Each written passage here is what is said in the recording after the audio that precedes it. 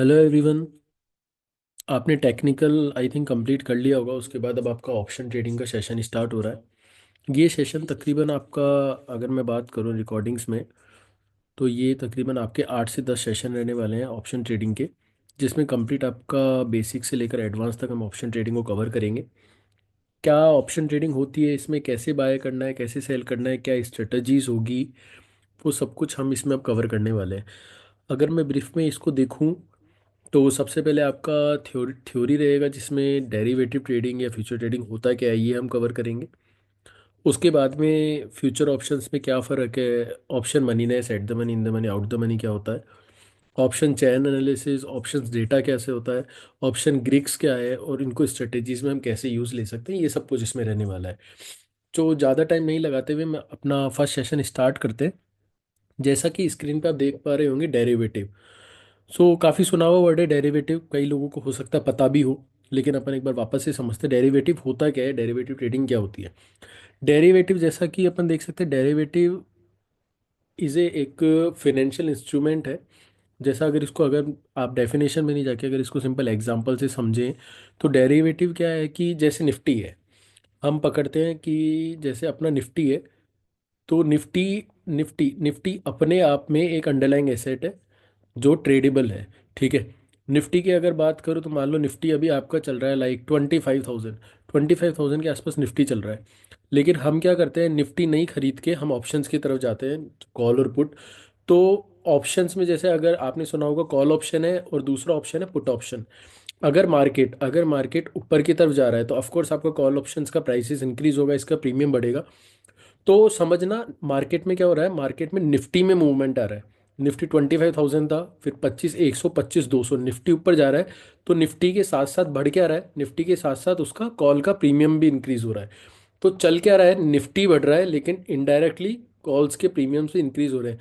तो डेरिवेटिव क्या होता है, किसी अदर अंडरलाइंग एसेट, इसको समझना, डेरिवेटिव फाइनेंशियल इंस्ट्रूमेंट है जो ड्राइव होता है किसी अंदर अदर अंडरलाइंग एसेट के अंडर में। मतलब निफ्टी चल रहा है, तो निफ्टी से ऑप्शंस के प्रीमियम भी बढ़ रहे हैं। तो वो स्टॉक्स भी हो सकता है, निफ्टी जैसे इंडाइसिस है, बॉन्ड, करेंसी या कमोडिटीज, कुछ भी हो सकता है। तो इसमें क्या होगा, चाल आ रही निफ्टी में, लेकिन इनडायरेक्टली ऑप्शंस के जो प्रीमियम है वो भी आपको इंक्रीज होते हुए दिखेंगे। तो डेरिवेटिव क्या होता है, जो खुद से ड्राइव नहीं करता, किसी अदर अंडरलाइंग एसेट से वो ड्राइव होता है, जिसको डेरिवेटिव बोलते हैं। ऑफ कोर्स उसमें risk, speculation and price momentum, वो सब कुछ आपका अदर अंडरलाइंग एसेट के हिसाब से ही होता है। तो डेरिवेटिव, अगर दूसरे टर्म में हम डेफिनेशन में जाएं, तो सिंपल सा आप ये भी समझ सकते हैं कि डेरिवेटिव क्या हुआ, derivative is a contract. Derivative एक कॉन्ट्रैक्ट है बिटवीन टू पार्टीज, किन्हीं भी दो लोगों के बीच में हम, या फिर जैसे हम मार्केट में समझते हैं, एक बायर होता है, एक सेलर होता है। तो दो लोगों के बीच का एक एग्रीमेंट हुआ। वो एग्रीमेंट या वो कॉन्ट्रैक्ट क्या है कि वो एक टास्क समझते हैं इसको। बायर है तो ऑफकोर्स उसको एक सेलर चाहिए, और एक सेलर है तो वो माल तभी बेच पाएगा जब मार्केट में बायर होगा। तो एक एग्रीमेंट या contract between two parties, they are willing to complete their task, decided price and decided expiry, या डिसाइडेड टाइम। मतलब अगर इसको सिंपल से समझे आप, ऑप्शन ट्रेडिंग अगर आपने सुना होगा, तो उसमें एक एक्सपायरी होता है। एक्सपायरी, एक्सपायरी क्या है, जैसे मान लो मंथ का लास्ट थर्सडे है, लास्ट थर्सडे उसकी एक्सपायरी है। तो इसके अंदर क्या होगा कि आज आपने कोई भी अंडरलाइंग एसेट, मान लो निफ्टी है, निफ्टी को आपने 25,000 में क्या किया, बाय किया, और आपका व्यू है कि मार्केट यहाँ से ऊपर जाना चाहिए। तो महीने का लास्ट जो थर्सडे है, जो मान लो उसकी एक्सपायरी है, तब तक अगर मार्केट ऊपर रहेगा तब तो आपका प्रॉफिट है, अगर मार्केट नीचे आएगा तो आपका लॉस है। बस महीने का जो लास्ट थर्सडे होगा, तब आपको अपना माल स्क्वायर ऑफ करना पड़ता है, या फिर मार्केट में आपका जो भी प्राइस होगा, चाहे वो प्रॉफिट हो चाहे लॉस हो, आपको उसको एग्जिट करना होगा। तो इसमें क्या हुआ, हमने रेट डिसाइड की कि जिस दिन हमने खरीदा तो 25,000 निफ्टी चल रहा था, हमने उस रेट में बाई किया, तो हमारा प्राइस डिसाइडेड है। और एक्सपायरी, किस एक्सपायरी का मतलब, महीने की लास्ट एक्सपायरी, इसको हमने नोटिस किया था कि महीने की लास्ट एक्सपायरी में हम इसको बाय करेंगे, लास्ट एक्सपायरी की। तो प्राइस भी डिसाइडेड है और टाइम भी डिसाइडेड है। तो डेरिवेटिव में क्या हो गया कि कॉन्ट्रैक्ट बिटवीन टू पार्टीज की, बायर था एक और बायर के साथ एक सेलर था, दोनों मिलकर डिसाइड करते कि इस प्राइस में इसने बाय किया और इस एक्सपायरी के लिए इसने बाय किया था। अगर इसका भाव आता है, प्रॉफिट है, तो ठीक है। अदरवाइज उस एक्सपायरी पे ये कॉन्ट्रैक्ट एक्सपायर हो जाएगा, और फिर प्रॉफिट होगा लॉस होगा वो अपनी बात है। तो डेरिवेटिव दो लोगों के बीच का कॉन्ट्रैक्ट हो गया। ठीक है। अगर इसको आगे भी हम समझना चाहें कि ठीक है, डेरिवेटिव से कॉन्ट्रैक्ट बिटवीन टू पार्टीज, तो डेरिवेटिव की डेफिनेशन ओके है, लेकिन डेरिवेटिव होता क्या है, ये कितने तरीके के होते हैं, इसको हम नेक्स्ट स्लाइड में समझने की कोशिश करते हैं। ठीक है, सबसे पहले हम समझेंगे कि अंडरलाइंग एसेट क्या क्या हो सकता है। जिसमें अंडरलाइंग एसेट में आपके पास स्टॉक्स हो सकते हैं, जैसे शेयर्स हो गए आपके, बॉन्ड्स हो गए मनी मार्केट, करेंसीज हो गई फॉरेन करेंसीज है, एंड कमोडिटीज़ में भी डेरिवेटिव्स होते हैं, जैसे आपके गोल्ड हो गया, इसमें भी कॉल पुट है, आपका सिल्वर हो गया है, क्रूड ऑयल वगैरह, तो इनके अंदर भी डेरिवेटिव होता है। उसके बाद में इनके टाइप पे आते हैं डेरिवेटिव। देखा जाए तो चार तरीके के डेरिवेटिव कॉन्ट्रैक्ट्स होते हैं, जिसमें पहला जो कॉन्ट्रैक्ट होता है वो आपका फॉरवर्ड डेरिवेटिव, फॉरवर्ड कॉन्ट्रैक्ट, पहला फॉरवर्ड कॉन्ट्रैक्ट होता है। दूसरा आपका डेरिवेटिव होता है आपका फ्यूचर, तीसरा ऑप्शंस, एंड फोर्थ आता है आपका स्वैप। सबसे पहले फॉरवर्ड को समझेंगे, फिर हम आगे बढ़ते हैं। फॉरवर्ड डेरिवेटिव क्या हो गया, जैसे अगर इसको एक एग्जांपल से समझे, ये जितनी भी थ्योरी है आप इसको एक बार स्किप कर दो, ये एग्जांपल इसको भी स्किप करते हैं, अपन दूसरे तरीके से सिंपल लैंग्वेज में समझने की कोशिश करते हैं। फॉरवर्ड डेरिवेटिव सेम दो लोग होने चाहिए, तो इसको एक एग्जांपल से समझते हैं हम, कि मान लो एक मैंने नाम लिया कि एक लड़का था शुभम नाम का, ठीक है, और एक लड़का था आपका जतिन नाम का। ये काफ़ी चाइल्डहुड फ्रेंड्स हैं बचपन के। अब जतिन को एक दिन कुछ भी पैसों की ज़रूरत पड़ी, ठीक है। वो शुभम के पास जाता है और शुभम को बोलता है कि भाई मुझे 1 लाख रुपए तेरे से चाहिए, कितने, 1 लाख रुपए उधार। तो ये शुभम के पास जाके उससे लाख रुपए उधार मांगता है कि मुझे लाख रुपए उधार दे दे। इसने देखा ठीक है अच्छा दोस्त है, बोले चुकाएगा कब, बोले महीने के लास्ट में ले लियो, अभी महीना स्टार्टिंग है तो 30 दिन का मुझे टाइम चाहिए, महीने के एंड में मुझसे तो 1 लाख रुपए ले लियो। तो इन्होंने यारी दोस्ती में क्या किया, शुभम ने, ठीक है शुभम धनी है, शुभम ने जतिन को लाख रुपए ऐसे कैसे दे दिए, नगद, कैश में इसको पैसा दे दिया। ठीक है, अब क्या हुआ, जैसे ही महीने का लास्ट हुआ, जतिन का आगे से फोन नहीं गया, फोन गया शुभम का, कि भाई शुभम तुझे शुभम बोलता है जतिन तुझे लाख रुपए मैंने दिए थे वो चुका। अब यहाँ पे दो चीज़ें हो सकती है, अगर जतिन अपनी जगह ठीक है तो बोलेगा ठीक है भाई तूने मेरे काम आया तो ये लाख रुपए तो तेरे वापस पकड़, और अपनी दोस्ती यारी सब ओके है। लेकिन उस दिन क्या हुआ, जतिन की अगर अगर नीयत में थोड़ी सी भी खोट आ गई तो उसने क्या किया, नहीं है पैसे, जा कर ले क्या करना है। तो उस सिचुएशन में क्या होगा कि अब बात केवल एक हो सकती है, क्योंकि सीधे सीधे जब शुभम ने पूछा कि पैसे चाहिए तो उसने मना कर दिया। तो अब इस पॉइंट पे क्या होगा कि जिसकी राठौड़ी ज़्यादा है, राठौड़ी एक वर्ड बोला जाता है मतलब बाहुबल, अगर शुभम में बाहुबल होगा तो वो उससे पैसे निकाल लेगा, अदरवाइज वो पैसा आपका डूब गया। क्यों, क्योंकि इन दोनों ने बीच में तो कोई गारंटर रखा नहीं, कि कल को शुभम ने जतिन को पैसे दिए तो बीच में कोई गारंटर होता कि भाई ये नहीं चुकाएगा तो मैं चुकाऊंगा। तो ये साहूकारी वाली चीज़ होगी जो हम काफ़ी हमारी रियल लाइफ में भी देखते हैं, कि हमने फलाना दोस्त को पैसा दिया और दोस्त को दिया हुआ पैसा वापस आता नहीं है, तो वो पैसा ऐसे कैसे डूब गया। तो ये फॉरवर्ड कॉन्ट्रैक्ट होता है। फॉरवर्ड कॉन्ट्रैक्ट मतलब इसमें कहीं भी कोई भी किसी चीज़ की लिखा पढ़ी नहीं है, बस दोनों ने आपसी में बातचीत करी, अगर सही टाइम जब वो टाइम कंप्लीट हुआ उसकी एक्सपायरी हुई तो उसने वापस, अगर वो जो भी, अगर चाहे उधारी का पैसा हो या किसी भी माल मटेरियल प्रोडक्ट कुछ भी हो, अगर उसने रिटर्न कर दिया तो कॉन्ट्रैक्ट कंप्लीट हो जाएगा, अदरवाइज वो खत्म। तो फॉरवर्ड कॉन्ट्रैक्ट्स में कोई भी लिखा पढ़ी, कोई भी गारंटर कुछ भी नहीं होता, तो ऐसे कॉन्ट्रैक्ट्स अपने शेयर बाजार में नहीं चल सकते, क्योंकि कहाँ बायर है कहाँ सेलर है हम किसका माथा जाके देखें कि हमें कौन पैसा देगा कौन नहीं देगा। तो ये कॉन्ट्रैक्ट्स अपने शेयर बाजार में नहीं चलते। तो फिर सेकंड कॉन्ट्रैक्ट देखा गया एक्सचेंज डे। सेकंड कॉन्ट्रैक्ट समझ में आया, फ्यूचर्स कॉन्ट्रैक्ट। फ्यूचर्स कॉन्ट्रैक्ट के अंदर क्या है कि सेम, कि यहाँ पे क्या हुआ, एक शुभम था, जतिन, शुभम ने जतिन को पैसे दिए 1 लाख रुपए, लेकिन जब उसको लाख रुपए दिए तब इसने, शुभम ने क्या बोला, भाई मुझे 1 लाख रुपए तो दे दूंगा, मुझे किसी की गारंटी चाहिए कि कल को तू पैसा नहीं चुकाए, तू भाग जाए तो मैं किससे जाके मांगू। तो जतिन ने बोला यार अपने इंस्टीट्यूट में सर है नितिन सर, तो एक बार उनसे जाके तू बोल दे वो ओके कर देंगे। तो फिर शुभम जाता है नितिन जी के पास, या जतिन आता है, बोले सर एक बार आप शुभम को बोल दो मेरे को लाख रुपए चाहिए, तो मैं महीने के एंड में दे दूंगा, आपके यहाँ हो जाएगी तो वो मना नहीं करेगा। ठीक है, तो मैं शुभम को बोल देता हूँ कि ठीक है शुभम लाख रुपए दे दे, ये नहीं चुकाएगा तो मैं चुकाऊंगा। अब जतिन फ्री है, तो जतिन वापस से, वो नीयत तो खराब थी, तो महीने के एंड में जब शुभम ने जतिन को फ़ोन किया कि पैसे, बोले नहीं है, जा कर ले क्या करना है। तो अब शुभम इससे आके माथाफोड़ी नहीं करेगा, शुभम आएगा सीधे मेरे पास कि नितिन सर वो लाख रुपए दिए थे, जतिन तो भग गया, आप चुकाओ। अब मेरी जिम्मेदारी रहेगी, जहाँ मैंने गारंटी ले ली तो मुझे वापस शुभम को वो पैसा देना होगा। तो वहां पे जाके मैं लाख रुपए इसको ऐसे कैसे वापस चुकाता हूँ। तो शुभम के पास तो खुद का पैसा पहुंच गया, क्योंकि यहाँ बीच में गारंटर में था। अगर आपके पास गारंटर है तो वो कॉन्ट्रैक्ट आप कंप्लीट कर सकते हो। सेम अगर हम स्टॉक मार्केट में बात करते हैं तो स्टॉक मार्केट में दो लोग हो गए, एक होता है आपका बायर और एक होता है आपका सेलर। तो बायर सेलर को माल बेच रहा है या सेलर आपके बायर से खरीद रहा है, अब ये अलग आपके स्टेट में बैठा है, ये अलग स्टेट या सिटी में बैठा है, तो कॉन्ट्रैक्ट तो हो रहा है, आपस में बाय सेल तो कर रहे हैं, पर यहाँ पे गारंटर कौन होता है स्टॉक मार्केट में? तो स्टॉक मार्केट में गारंटर को रखा गया एक्सचेंज, यानी आपका एनएसई हो गया या फिर आपका बीएसई। ये जो एक्सचेंजेस हैं, ये एक्सचेंजेस उस चीज़ की गारंटी लेते हैं कि जब भी आपका एक्सपायरी होगा तो आपका माल एक्सचेंज स्क्वायर ऑफ करता है, और जिसका प्रॉफिट है वो उसके खाते में चल जाता है, और जिसका लॉस है उसके डीमेट अकाउंट से वो अमाउंट डिडक्ट हो जाता है। तो एक्सचेंज ही सारी जिम्मेदारी लेके चलता है। तो फ्यूचर कॉन्ट्रैक्ट्स में हमने क्या देखा, वहाँ पे कोई भी गारंटर, कोई भी जिम्मेदारी नहीं होती, लेकिन फ्यूचर्स कॉन्ट्रैक्ट में एक गारंटर रखा जाता है जो स्टॉक मार्केट में, उसको हम एक्सचेंज बोलते हैं। एक्सचेंज ये हर तरीके से लायबल, या फिर आप मान सकते हैं उसकी जिम्मेदारी है कि वो उस कॉन्ट्रैक्ट को कंप्लीट करवाता है। ठीक है, तो मेरे हिसाब से आपको आपके फॉरवर्ड कॉन्ट्रैक्ट्स और फ्यूचर कॉन्ट्रैक्ट्स में डिफरेंस समझ में आ गया होगा कि वहाँ पे कोई भी गारंटर नहीं है, कोई जिम्मेदारी नहीं है। फ्यूचर्स के अंदर होता है जो हमारे इंडियन स्टॉक मार्केट में या फिर अदर स्टॉक एक्सचेंजेस में, वो अदर स्टॉक मार्केट में वो एक्सचेंजेस उस चीज़ की गारंटी या फिर सिक्योरिटी लेते हैं। ठीक है, आगे बढ़ते हैं। आगे आता है आपका स्वैप कॉन्ट्रैक्ट। स्वैप कॉन्ट्रैक्ट्स क्या होता है, इसको हम इस तरीके से समझ सकते हैं। स्वैप मतलब अदला बदली। ठीक है, मानो जैसे सेम अपन मानते हैं कि जो मैंने एग्जाम्पल पहले लेके चला है उसी को अपन कैरी रहते, समझना इजी होगा। मैंने दो नाम आपके लिए थे, एक शुभम था एक जतिन था। अब यहाँ पे वही सेम सेम है कि जतिन जा रहा है शुभम के पास कि भाई लाख रुपए चाहिए। तो शुभम बोलता है ऐसे तो नहीं दूंगा, कुछ भी गिरवी रख या फिर कुछ भी मेरे पास रखवा जिसके ब्याह में पैसे दे दो। जतिन बोलता है ठीक है, मेरे पास एक सोने की चैन है, वो तू रख ले और पैसे दे दे। ठीक है, जतिन ने वो सोने की चैन शुभम को दी और शुभम ने इसको 1 लाख रुपए दे दिए। अब कल को अगर जतिन वो पैसा नहीं चुकाता है तो शुभम क्या करेगा? शुभम उस चैन को बेच देगा, उस चैन को सेल कर देगा और उससे वो खुद के अमाउंट की रिकवरी कर लेगा।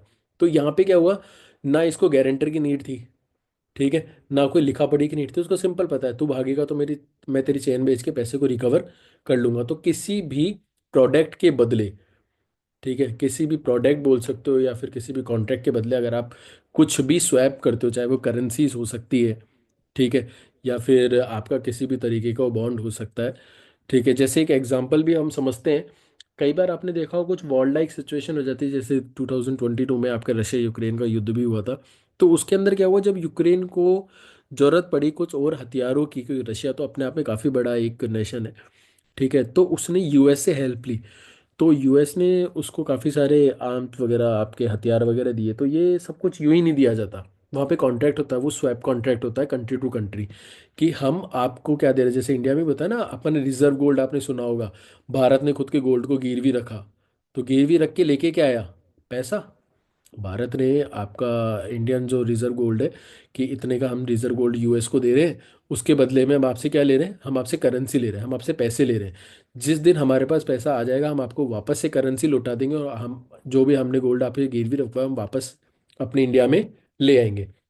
तो गिरवी रखवाना किसी भी चीज़ को और अदला बदली करना, ये स्वैप कॉन्ट्रैक्ट्स होते हैं। आई होप आपको ये क्लियर हुआ होगा। एक लास्ट हम समझते बट नॉट लीस्ट, वो होता है आपका ऑप्शन कॉन्ट्रैक्ट, जिसके पीछे हम बेसिकली ऑप्शन ट्रेडिंग में आए। ऑप्शन कॉन्ट्रैक्ट क्या होता है? ऑप्शन को हम समझ सकते हैं मतलब एक इंश्योरेंस। ऑप्शन एक इंश्योरेंस है किसी भी अंडरलाइंग एसेट या फिर किसी भी प्रोडक्ट का। इसको भी डिटेल में समझने से पहले हम एक एग्जांपल से समझेंगे। वैसे तो आई थिंक आप सबको पता होगा ऑप्शंस क्या है, लेकिन हमें पता होता है कॉल क्या होता है और पुट क्या होता है। लेकिन अगर थ्योरेटिकल में बात करूं तो केवल कॉल पुट ही सब कुछ नहीं है, पहले इसको डीप डाउन समझना होगा कि ऑप्शन ट्रेडिंग या फिर ऑप्शंस होते क्या है, ये कॉन्ट्रैक्ट्स क्या है, किस तरीके से काम करते हैं। तो इसमें समझने से पहले आप ये समझो, जैसे एक एग्जांपल मैं आपसे लेता हूँ, आपकी कोई भी कार है। मैं माना आपकी गाड़ी है i20, अपन पकड़ लेते हैं, ठीक है, i20 आपने बाई की 10 लाख रुपए की। अब आपको डीलर कभी भी आप गाड़ी लेने जाएंगे तो केवल गाड़ी नहीं, उसके साथ में आपको क्या बोलेगा, भाई साहब इसका इंश्योरेंस भी आपको करवाना होगा। तो i20 का इंश्योरेंस हमने कराया, तो 10 लाख रुपए की गाड़ी हो गई और 15,000 का आपका क्या हो गया उसका इंश्योरेंस। तो गाड़ी कितने की पड़ गई आपको? 10,15,000 रुपए की आपको गाड़ी पड़ गई। ठीक है, अब आप आराम से गाड़ी चला रहे हैं, मान लो जैसे जो लोग जयपुर से बिलोंग करते हैं तो आप समझते हैं जयपुर में एक जगह है नाहरगढ़, ठीक है, काफ़ी हिल स्टेशन है। तो वहाँ पहाड़ पे जाके कुछ भी इंसिडेंट हुआ और आप तो नहीं, मतलब गाड़ी ठीक है वो खाई में जाके गिर गई। ठीक है, अब क्या हुआ, आप इंश्योरेंस कंपनी के पास जा सकते हो क्योंकि आपने वो 15,000 रुपये का प्रीमियम दिया है, पर आपके 15,000 रुपये के पीछे आपके 10 लाख तो सिक्योर हो गए। कल को गाड़ी का टोटल लॉस हो जाता है तो कंपनी आपको इनवॉइस अमाउंट देगी। जो भी इंश्योरेंस कंपनी है वो आपको, क्योंकि आपने इंश्योरेंस करा रखा है, तो 10 लाख रुपए वो आपको मिलेंगे, मतलब जो भी आरटी वगैरह काट के इनवॉइस अमाउंट आपको मिल जाएगा टोटल लॉस होने की कंडीशन पे। आपकी जेब से कितने लगे? केवल 15,000, लेकिन 15,000 रुपये के पीछे आप अपने 10 लाख रुपए सिक्योर कर चुके हो with the minimum risk. Risk क्या हुआ, 15,000 ही तो गए, बाकी ये तो बच ही गए। अगर आपका इंश्योरेंस नहीं होता इस पॉइंट पे, अगर आपका इंश्योरेंस, आपने 15,000 रुपये को समझ के अगर इंश्योरेंस नहीं कराया होता और गाड़ी आपकी डैमेज हो जाए या टोटल लॉस हो जाए, तो 10 लाख भी खत्म ही हो गए ना। तो बेटर है 10 लाख रुपए पूरे खत्म हो, इसकी बजाय 15,000 का नुकसान ही ले लिया जाए। तो इंश्योरेंस का ये फायदा होता है, जैसे आप समझो हेल्थ इंश्योरेंस है। हेल्थ इंश्योरेंस, आप गाड़ी चला रहे हैं, अपना कोई भी गाड़ी चला रहा है, उसका एक्सीडेंट हो गया और हॉस्पिटल में एडमिट कराया, बिल आया 5 लाख रुपए का। अगर आपकी हेल्थ पॉलिसी है तो आपने हद मार के 5,000, 10,000, 15,000, 20,000 की हेल्थ पॉलिसी कराएगी, तो 5 लाख एक हॉस्पिटल में 5 लाख रुपए देने, उससे बड़ी तो ठीक है ना। 10-15 हज़ार के प्रीमियम में काम हो गया, और कैशलेस या फिर हमारा जो भी है वहाँ पे ट्रीटमेंट हो गया। तो इंश्योरेंस जैसे हमारे लिए सबसे ज़्यादा ज़रूरी होता है कि इंश्योरेंस कराना ज़रूरी है, कब क्या ऑब्लिगेशन आ जाए, कब क्या चीज़ हो जाए हमारे साथ। तो इंश्योरेंस जैसे ज़रूरी होता है, वैसे ही ऑप्शन कॉन्ट्रैक्ट या डेरिवेटिव कॉन्ट्रैक्ट इंडियन मार्केट में लाए गए थे कि कॉल या पुट, अगर आप इनको अपने अंडरलाइंग ऐसे निफ्टी के साथ रखते हैं तो आप अपने रिस्क को कवर कर सकते हैं। एक एग्जांपल समझते हैं, जैसे आपको पता है कॉल ऑप्शन माना जाता है, जब भी मार्केट में अपसाइड आती है, मार्केट ऊपर की तरफ बढ़ता है तो कॉल ऑप्शंस के प्रीमियम इंक्रीज होते हैं, और जब मार्केट नीचे की तरफ गिरता है तो वहाँ पे पुट ऑप्शन के प्रीमियम्स इंक्रीज होते हैं।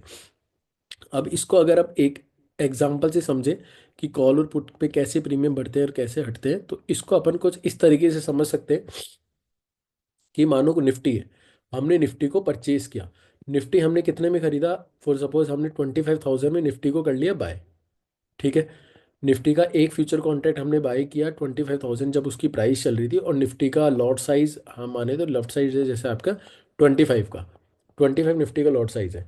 तो कितने रुपए का माल हो गया, अगर हम बात करते हैं कि 25,000 रुपये की निफ्टी हमने एक लॉट खरीदा, टोटल मिला के ये आपका जो इन्वेस्टमेंट लगा इसमें वो 6,25,000, 6,25,000 का इन्वेस्टमेंट आपका इसमें यूटिलाइज हुआ। अभी मैं मार्जिन की बात नहीं करूंगा कि फ्यूचर्स में इतना मार्जिन नहीं लगता, लेकिन मैं मानता हूँ कि निफ्टी हमने खरीदा 25 का लॉट साइज और 25,000 की निफ्टी चल रही है, तो 6,25,000 रुपये हमने उसमें लगाए। अब हमने अगर निफ्टी खरीदा तो हमने क्या सोचा था, मार्केट 25,000 से ऊपर जाए तभी तो खरीदा, लॉस के लिए तो खरीदा नहीं होगा। तो मार्केट 25, 125, 225, 500 मान के चल रहे थे, लेकिन अगले दिन ही कुछ भी न्यूज़ आती है, चाहे कुछ वॉर वाली सिचुएशन हुई हो या फिर कुछ भी आपका डेटा है, और मार्केट 10% गैप डाउन ओपन हो जाता है। अगर मार्केट 10% गैप डाउन मतलब 2500 पॉइंट, 2500 पॉइंट आपका मार्केट आ जाता है नीचे, तो निफ्टी आ जाएगा आपका तकरीबन सीधे 25,000 से ड्रॉप होके आपका बाजार आ गया 22,500। ये आपका डायरेक्ट नीचे मार्केट आ गया 22,500, तो 2500 पॉइंट का नुकसान इन ए डे। तो आपका एक अगर 25 का लॉट साइज था, अगर आपका लॉट साइज 25 का है, तो आपका एक ही दिन में 62,500 का नुकसान आपका हो गया। कहाँ आप कमाना चाह रहे थे कि यार 5, 10, 20,000, 25,000 रुपये बन जाए, पर एक ही दिन में, और यही नहीं, बाजार है, आपने कोविड भी देखा होगा या नहीं भी देखा तो एक बार आप बैक टेस्ट मतलब ग्राफ में जाके देखना, मार्केट 40% तक डाउन हो गया था कोविड में। निफ्टी निफ्टी 40% तक मार्केट डाउन हो चुका था। ठीक है, तो 40% काफ़ी बड़ा है, तो आप कितना भी अमाउंट हम लूज कर सकते हैं। तो ये जो रिस्क है, ये ओवरनाइट रिस्क या फिर बीच मार्केट में इंट्राडे में अगर कोई गिरावट आ जाती है, इस रिस्क को कवर करने के लिए ही ऑप्शन कॉन्ट्रैक्ट है। अगर आपने 25,000 रुपये निफ्टी खरीदा था, उस दिन आपने अगर पुट ऑप्शन खरीदा होता 24,800, वहां से 200 पॉइंट की दूर की ही मैं बात कर रहा हूँ, अगर 24,800 का पुट ऑप्शन मान लो उस समय ट्रेड कर रहा था 200 रुपये पे, तो आपने ये तो खरीदा फ्यूचर, फ्यूचर के साथ साथ आपने पुट, क्योंकि मार्केट नीचे जाता है तो पुट ऑप्शन की वैल्यू बढ़ती है, तो आपने 24,800 का अगर पुट भी लिया होता और पुट चाहे 100 रुपये पे लिया होता, तो आपका 200 रुपये का तो प्रीमियम है, सॉरी 200 रुपये नीचे 24,800 और 100 रुपये का प्रीमियम, तो 24,700 के बाद आपकी रिस्क, ये समझना अभी ऐसे समझ में नहीं आएगा अगर आप बिगनर है कि 24,700 क्या हुआ, लेकिन एक पॉइंट समझते हैं कि 25,000 से 24,700, 300 पॉइंट की ही रिस्क आपकी होती, बाकी नहीं। 300 पॉइंट मानूं तो 25 थी 75। ठीक है, अगर 300 पॉइंट का आपका रिस्क खुला है और आपका लॉट साइज 25 का है, तो आपकी जो रिस्क खुली वो केवल 7,500 रुपये की रिस्क खुली, ना कि 10% क्रैश होने पे 62,500। तो कितना बड़ा अमाउंट आपने बचा लिया। अगर मार्केट 40% भी अगले दिन नीचे चल जाता है, 2-3 दिन में चल जाता है, क्योंकि 20% से ज़्यादा मार्केट एक दिन में जा नहीं सकता, अगर 2-3 दिन में भी मार्केट 40% नीचे जाता तो आपकी रिस्क मैक्सिमम, आपकी रिस्क 7,500 रुपये, इससे बड़ी आपकी रिस्क होती ही नहीं। इसलिए ये ऑप्शन कॉन्ट्रैक्ट को मार्केट में लाया गया था कि हम हमारी रिस्क को रिड्यूस कर सके, या फिर हम हमारी पोजीशंस को हेजेस के साथ आगे ले जा सके। लेकिन एज वी आर इंडियन, हमें तो एक अपॉर्चुनिटी चाहिए। तो हमने इस अपॉर्चुनिटी को कैसे लिया, ऐसे स्पेकुलेशन इस सट्टे में, कि ठीक है यार यहाँ पे तो 10 रुपए की चीज़ खरीदते हैं, 100 जाएगी, 100 की खरीदते हैं 1000 हो जाएगी। इस वजह से 99% ट्रेडर्स मार्केट में पैसा लूज करते हैं, एज पर जो आपका जीरोधा का सर्वे हुआ था या फिर सेबी को जो रिपोर्ट है। 99% लोग पैसा लूज करते हैं क्योंकि वो इसको एज ए ऑप्शन कॉन्ट्रैक्ट को हैजिंग या फिर रिस्क को मिनिमाइज करने के लिए यूज़ नहीं लेते, वो इसको एज ए स्पेकुलेशन और एज ए सट्टे की तरह इसको लेने लगे हैं। तो हमें समझना ये है कि इस पूरे सेशन में जो आगे जाके सेशन होने वाले हैं, कि हमें इसे स्पेकुलेशन, ये सट्टा नहीं समझना। हमें इसको एब्सोल्यूट आपका डेरिवेटिव ट्रेडिंग समझना है। हमें हेजिंग समझनी है कि कॉल और पुट अगर हम बाय कर रहे हैं तो क्या हमारा टेक्निकल कितना अच्छा है, क्या हमारी रिस्क है, क्या कितना रिवॉर्ड हो सकता है। अगर हम किसी भी पोजीशन को लेके जा रहे हैं तो वी विल नेवर सजेस्ट कि आप कितने भी कॉन्फिडेंट हो उस चीज़ को लेके कि मार्केट कल जाएगा ही जाएगा, लेकिन हम कभी भी विदाउट हैजेस पोजीशंस कैरी नहीं करते। हैजेस क्या है, जैसे आपने निफ्टी खरीदा, साथ में पुट ऑप्शन खरीद लिया, ऊपर गया तो फ्यूचर पैसा दे जाएगा, पुट में मिनिमम पैसा जाएगा, और नीचे गया तो फ्यूचर्स में जो लॉस हो रहा है उसको पुट कवर करेगा, कि एक टाइम आने के बाद पुट भी 1:1 बढ़ेगा, कि वहां से 1 रुपये जाएगा तो यहाँ से 1 रुपये आएगा। तो ये हैजेस है।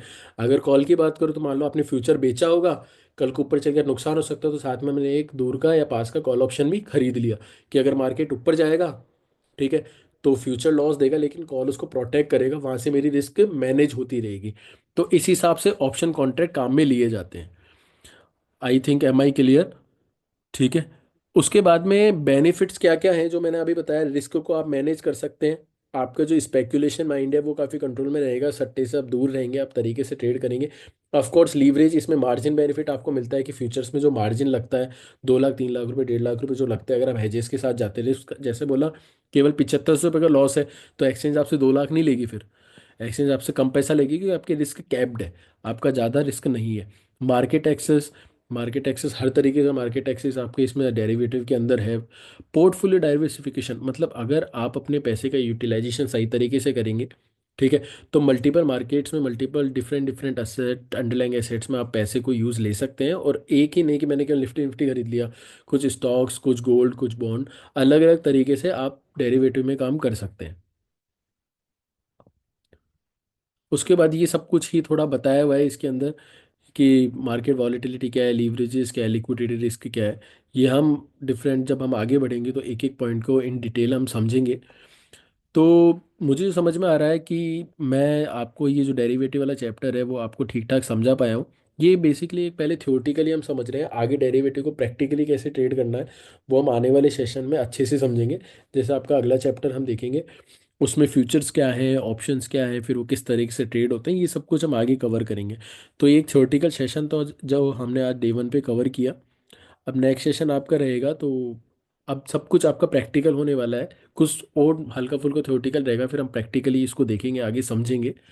ठीक है guys, thank you so much.